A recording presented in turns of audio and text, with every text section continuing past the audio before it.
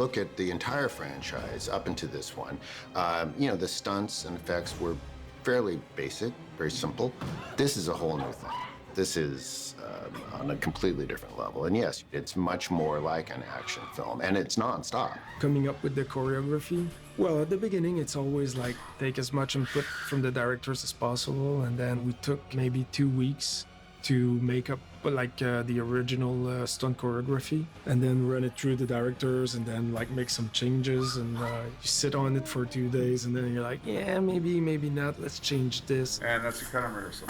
Max is a friend of mine. We met on Immortals, and yeah, we've been working together ever since. And Max, he's a stunt performer, but he also does a lot of acting with stunts involved somewhere, but he often gets roles without stunts at all. So Ghostface, even though he doesn't talk or anything, I mean, there's still a performance there, like behind the mask, other than just being like action. So Max has that sensibility to bring that to the table. Run. Our stunt performer, Max, who put on the mask in the road. Oh, fuck. There was like a physicality to the way that he acted in that costume. I mean, his build. Yeah, and I think we knew the second that we were in our the first sequences with him, he was, if the object was get those characters, put them in danger, he was fully committed to that, and it was really exciting and scary to watch on the monitors. After 1 or 2 scenes, we were like, we should be leaning into this more, and really let Max embody Ghostface. It's not an interchangeable thing where it can be anybody under the robe. All of us, I know Matt and Tyler are huge horror fans. I personally, huge horror fan. Every time we shoot a scene, I go, can I have more blood? And it was the first big Ghostface attack that we were shooting. Jasmin, Devyn, and I in that room, screaming at the top of our lungs, we all lost our voices. I want to say it took us 2 weeks to do that whole apartment attack and then into the ladder scene. I was hurting for the next week. I had bruises from here all the way down to my ankle, both legs. You should see your knees. I'm so proud of you. But also I just didn't want to be done because I was having so much fun.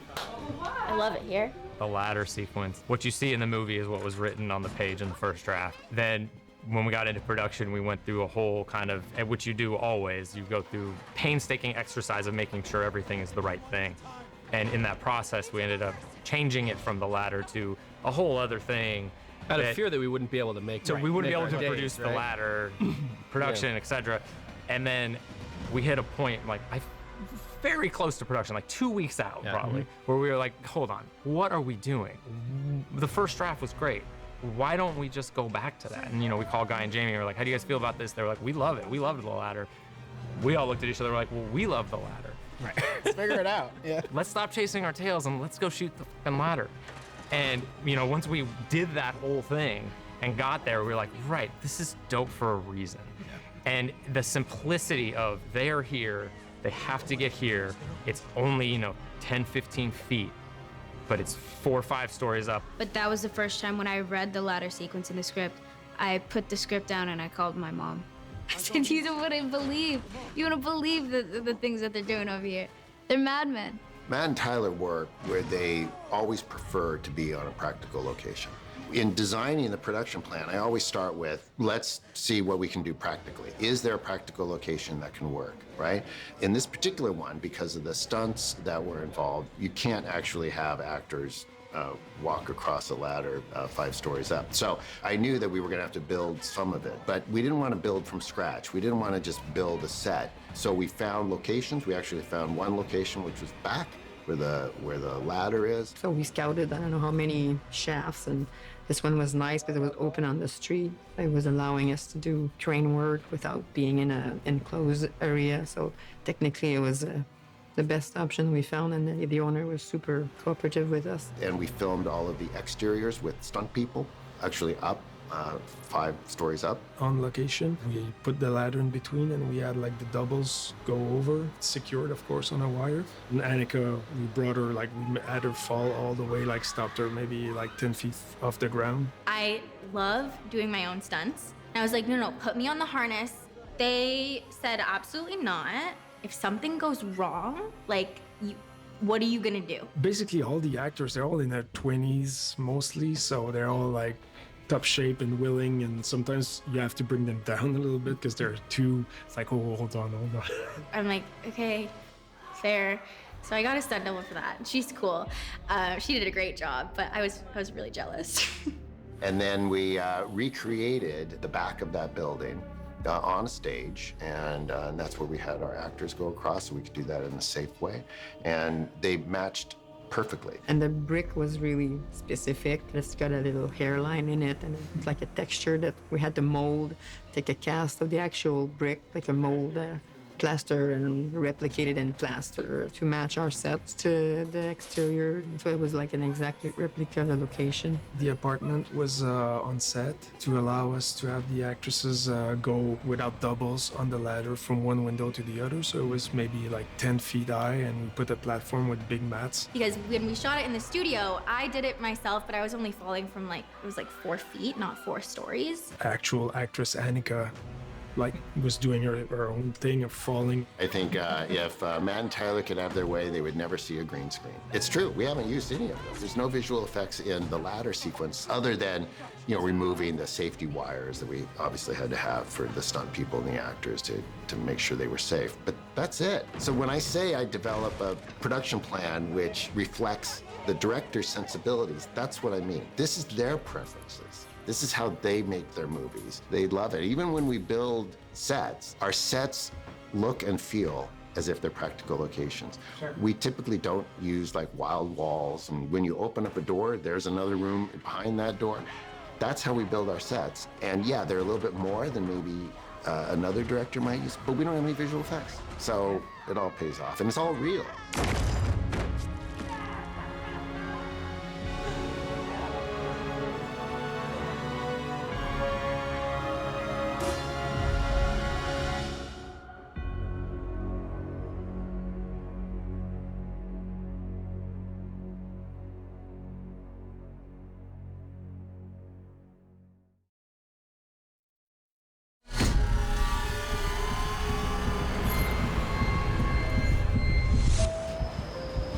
I would not want to be caught with Ghostface anywhere, but definitely not the subway.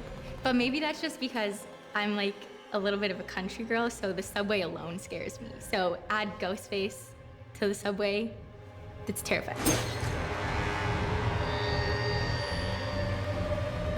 When we decided to set the movie in New York, that was the first thing that came to mind is let's do 10 seconds later. 10 seconds later, let's build a kill sequence in a subway car. I don't know if there's anything more horrifying than being trapped underground in an enclosed tube with a killer.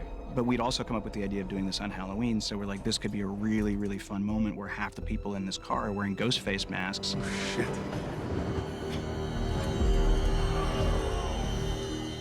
This train sequence was one of the first challenges. Montreal does have a subway, but it doesn't look at all like a New York subway.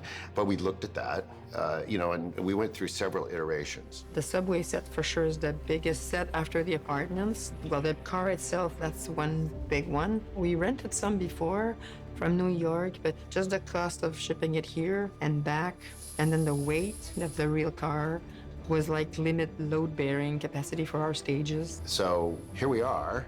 We have built from scratch a New York City subway car, 52 feet long. Well, the car itself was more about research, and we redid plans from photographs. We didn't have access to any construction plans of the subway car, so we hired an additional set designer to do just the car. And it's 5 or 6 weeks of set design just to recreate the plans. When you're on it, you think you're on a subway car. And when you're standing on it, you feel like you're moving. It's like one of the actors was saying, it's like an amusement park ride. The subway and the subway car that the art department built from scratch amazingly, which is a beautiful set. And so we're lighting that to look like it's moving when it's not actually moving. And to see what Brett and the lighting team had designed so that it would feel like it was moving. It was something that we had, countless hours of conversations about in prep. And showing up, sitting on that subway with the trans lights moving outside the windows was one of the most surreal moments I think we've had. It felt like we'd been transported to a New York subway and we were sitting on a stage in Montreal. So we have this train car, and then we have a platform. a subway platform, Get your ghost face ass away from me, ghost face. which is a replica of a New York City subway station. And so we built that. The subway car can actually move. And the subway car moves into our train station and out of our train station. So we initially thought that we would have like green screen, we would do a lot of visual effects and comping of backgrounds, and we would have to shoot our own background plates with our extras in Halloween costumes. And that just doesn't fit with how Matt and Tyler work. That's just not, that's not who they are. So now we don't have any visual effects in this scene. Except we have just the one car, not like a full train, but we're using a mirror gag to extend on the platform so we see another car, so 2 for 1. Old trick, I used that once in a movie back in '98 and it was perfect, so I was like, well, let's try the mirror again. So this is either one of the most craziest things that have been done, or it's genius. I'm not exactly sure which. We will see. For me, being from New York and stepping onto that set and really feeling like I'm on the subway in New York is, you know, a testament both to the lighting team and the art department. That's how we know it's a set. There isn't one rat carrying a slice of pizza down that little thing right there. Seeing Matt and Tyler arrive on this set, they had seen pictures of it as it was developed, and obviously involved in the design of it with Michelle. But when they came here for the first time and it had been built, I mean, to see the look on their face, their level of enthusiasm and passion is infectious, and everyone just fed off of that. Costume designer Avery is really killing it. All of the costumes in the background. When films are made with a lot of love, it's very, very evident. And when you're able to add bits and pieces, little homages to, you know, the films that everyone loves so much, it's really, really special. I think actually one of the biggest challenges for my department on this project is the subway sequence. I started prepping the subway sequence as soon as we started prepping the film. I wanted the extras outside of the world of the subway to feel super grounded. And then when you get into the subway, I wanted to feel like you were on another planet, in another world. In costume, we work so hard to make things feel and look hyper-realistic and as best as possible. And I've had a lot of moments with my team where I'm like, this doesn't look like a costume that a real person would make. It looks like a costume that a costumer would make. So we've had to really like dial it back and kind of make things feel more grounded and less pretty. I think we're all kind of scared when we're alone or, you know, isolated, but I think we tend to feel some sort of safety in public, even though that obviously shifts with the times, but it's genuinely terrifying, the idea of being able to be surrounded by people and still not safe, which I think, you know, unfortunately resonates. And there's just something there that I think that this movie kind of gets into a little bit that's Yeah, it's a very interesting. contemporary fear in a lot of ways. It's almost nightmare language, being unable to scream for help even though you're surrounded by people, and knowing that, you know, anybody could step up and help you, but no one does. And I think that's the real terror that you want to explore.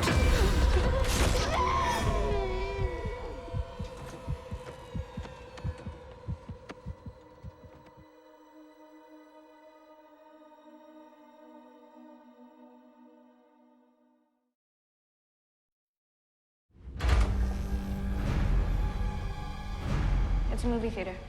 It's not just a theater. It's a shrine. Come on, motherfucker!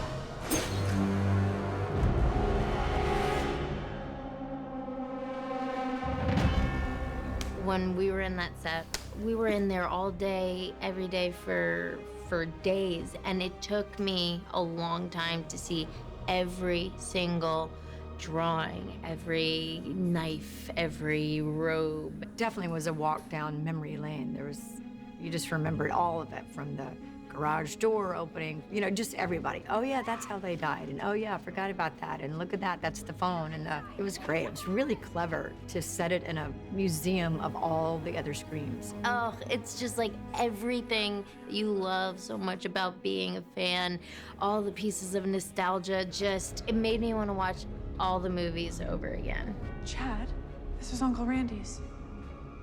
They've got everything. Ghostface literally says at the beginning, who gives a fuck about movies? This is gonna be about the real killings and the real killers and stuff like that. And so it's not memorabilia from Stab, it's memorabilia from the other Scream films and what's come before. And we sort of love the delineation between those two things. The original draft, it was a warehouse. I think it was a warehouse. And what's so great about our directors is they really foster this collaborative environment. It's one thing we have a very high priority here is to create a work environment which is safe. Sorry, Jenna, we used to take one step out just for this to point there. And it's built on trust and respect, and everyone gets to express ideas, and nothing is locked in stone.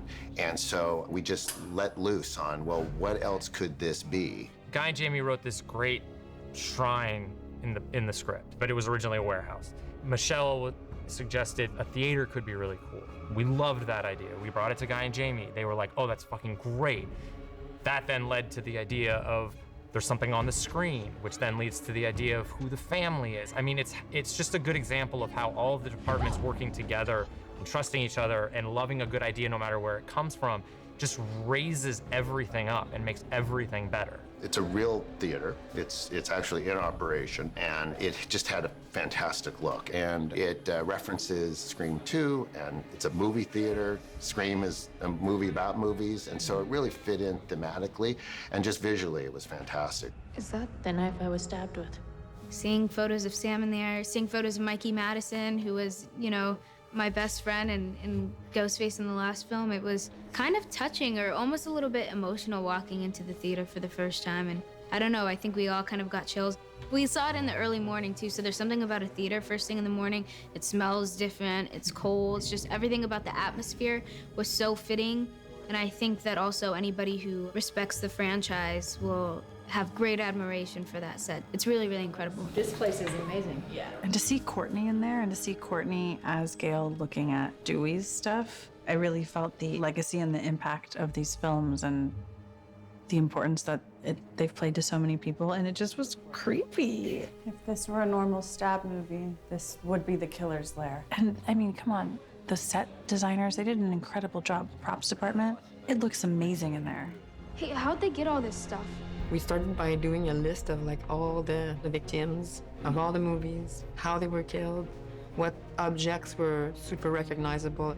If you see this rope, Casey Baker. If you see this garage door, you think of Tatum. If you see this star, you think of Derek on the cross, or all the books from Gail. We had a sculptor sculpt that green mask that was in Scream 3. Super big, long list, and then we split the work with all the departments. Props took a bunch of things to do. Set dressing had the more background elements, and then costumes came in. Seeing on the stage the 9 ghost faces that have been in the franchise and mannequins, it's just the creepiest. It feels like cultish. So we had to create the original robes from all of them for the museum scenes, and there's a couple of people who sell them on Etsy.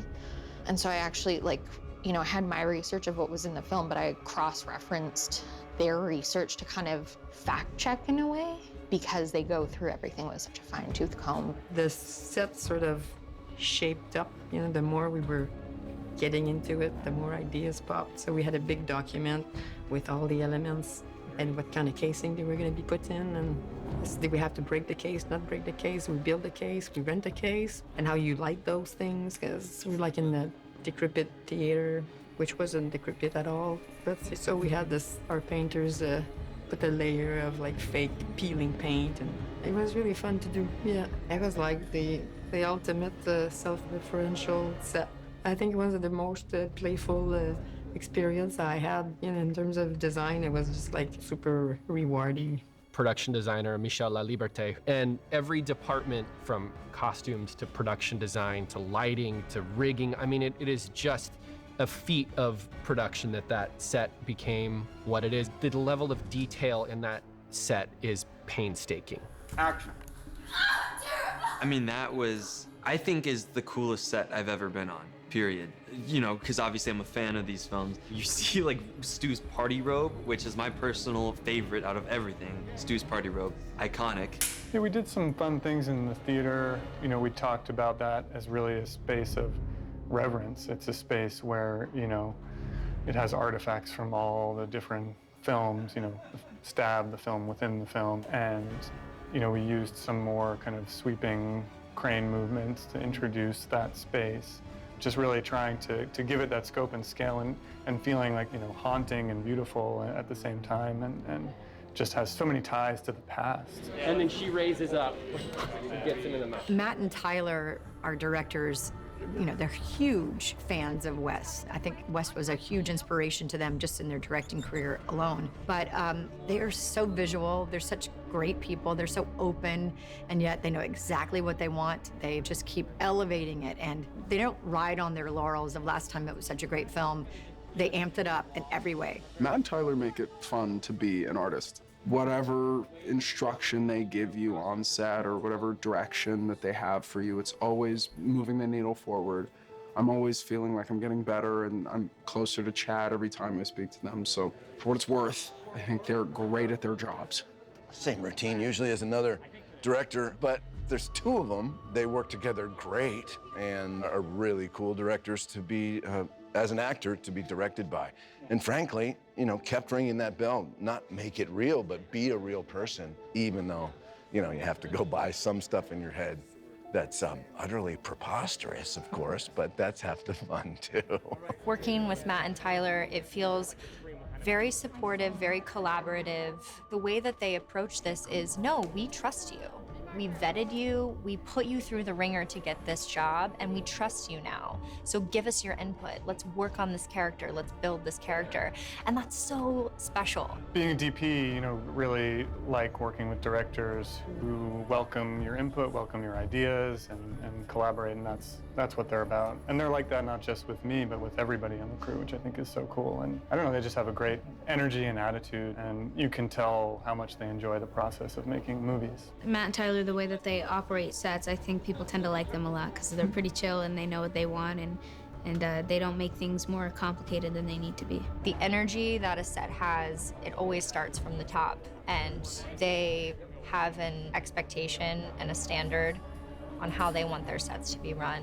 And it's with respect and with kindness and with love, and that really does show. That is so apparent on the set. Everybody loves each other, everybody is a family, and they set a really high bar for future projects. They really were hell-bent on making sure that we felt like a family, that we felt this togetherness and this camaraderie, and this wasn't just making a movie, this was having a genuine experience that was like unforgettable. I think you just have to constantly remind yourself that the movie doesn't belong to anybody. It belongs to everybody, and that's how you make the best thing. You invite other opinions, you invite collaboration into the process from day one. You have to let me go. For me, it's more the experience that I have on a job rather than the output, because, you know, obviously we all want to make a really good movie, but ultimately no one can take that experience away from me. So it's really, really wonderful to see the people that you love succeed, but then also to have such a successful experience and that translate onto screen. It's so far the most fun I've had on a set. Sorry, James Cameron. But yeah, it's the most fun I've had on a set because it's like, been a fan. It's like everyone is so nice. And it's just, every day is honestly like a dream come true for me to be working on a Scream movie, like running from Ghostface and all that. Like, it's awesome. Anything can happen. And Ghostface is almost this like supernatural, undefeatable person until they take off that mask. If we're fortunate enough to make another one, it could go anywhere. Sam. Coming?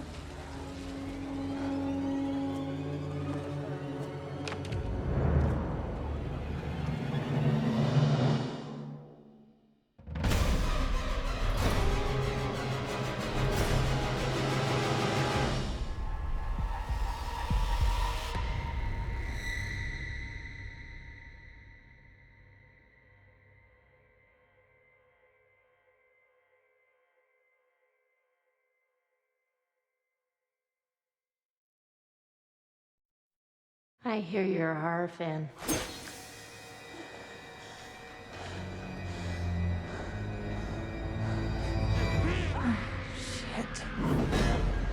On the first to admit it. If this were a scary movie, I'd be the prime suspect. Ring, ring. Hello. What's your favorite scary movie? Nightmare on Elm Street. I like that movie. It was scary. Well, the first one was, but the rest sucked. Devil shits. Would you call me? Not your friend. Who played the dumb bitch at the beginning of Stab 1 who answers the phone and gets carved up by the killer? I don't even have a boyfriend right now. I lied. I do have a boyfriend. Baby, it's just a movie. With the murders and all, it's like right out of a horror movie or something.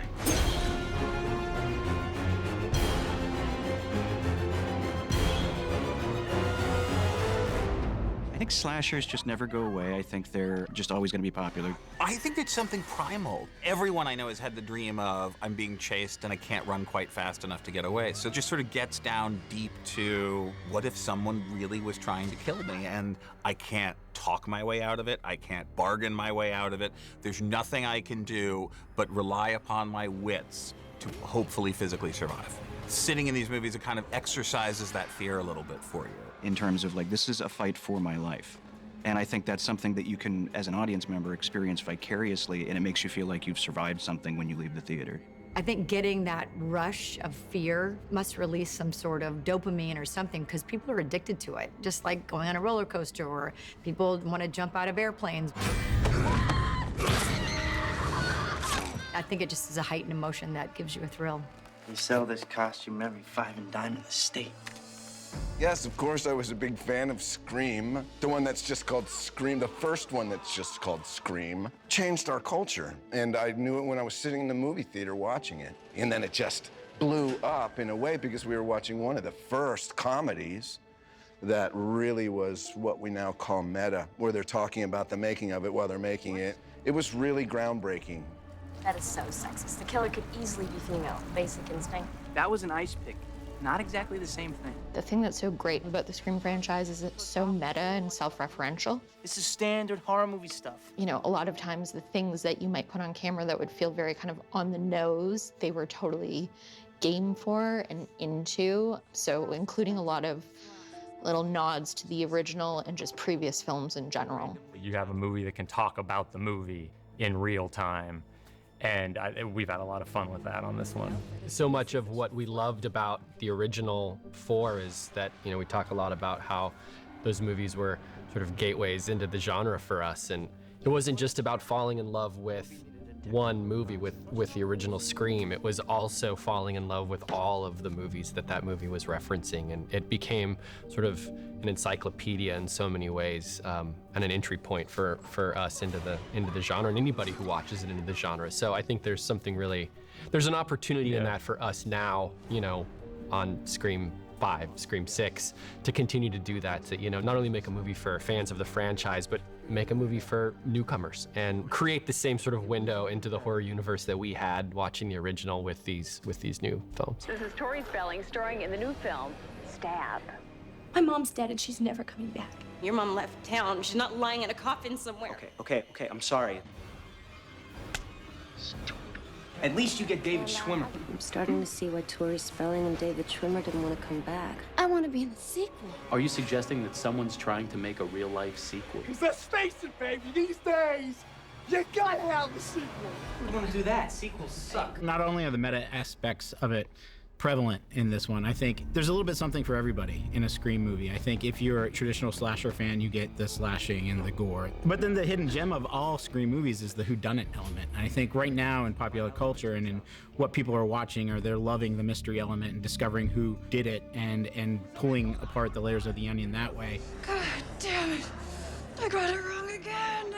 And then on top of that, you have a little bit of levity involved inside of the terror and the emotion and everything else that's going on. Fuck this franchise. It became a very playful thing to do, just to find Easter eggs and like the colors of the cups, you know, in the frat house being the same as the ones Stu and Billy were using in the first Scream, and, you know, just like trying to bring a bunch of little mini things to connect all of the projects, all of the films together in our world. So it was kind of fun. At the beginning, our decorator, Suzanne, didn't know anything about the franchise either, our props person either, you know, and they were all like, what is this, you know?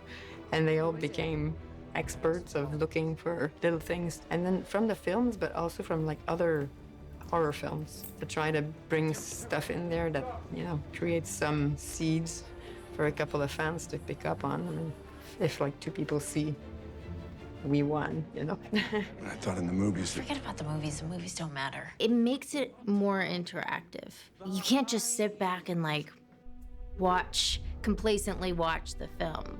Like, you have to be very aware of like all these details of what's going on. It's just like throwing more curveballs, you know, at you, but it also makes it more of an interactive experience. It makes, as a fan, it's just more fulfilling. There are certain rules that one must abide by in order to successfully survive a horror movie. Someone's out to make a sequel. The body count is always bigger. Trilogy rules. You got a killer who's gonna be superhuman. Oh my God, he's making a requel. Death scenes are always much more elaborate. Not quite a reboot, not quite a sequel. Anyone, including the main character, can die. New main characters, supported by and related to legacy characters. If you want your sequel to become a franchise, never, ever, under any circumstances, say, I'll be right back. I'll be right back!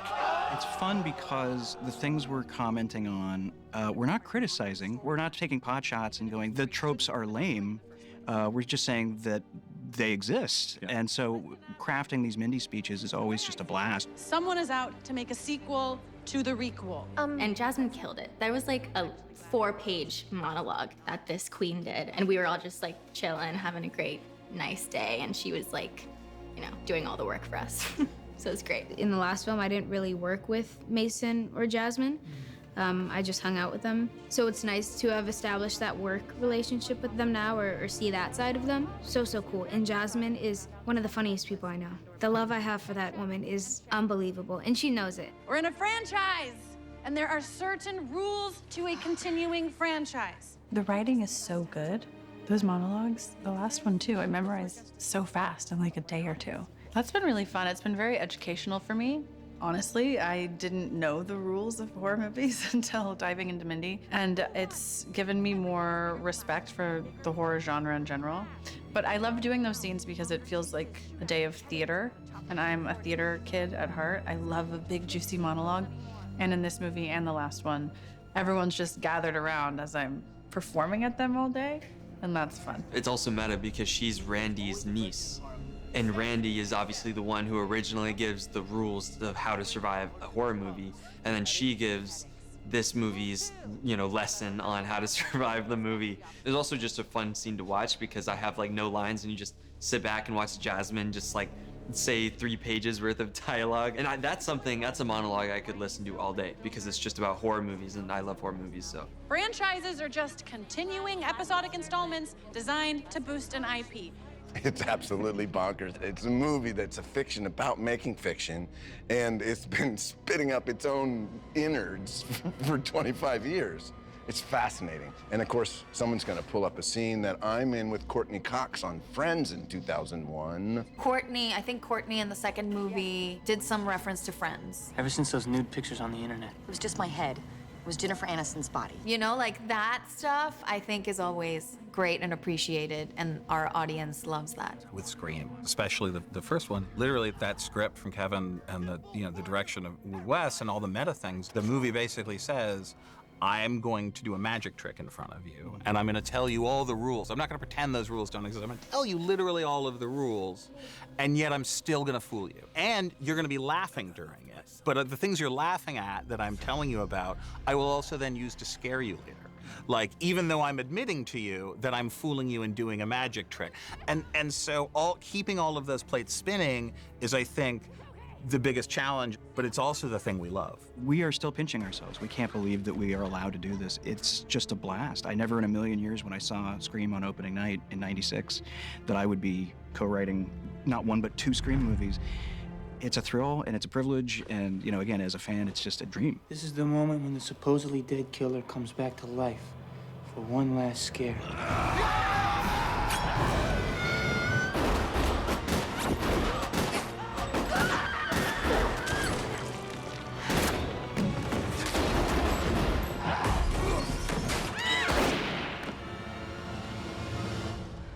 Nice. Thanks.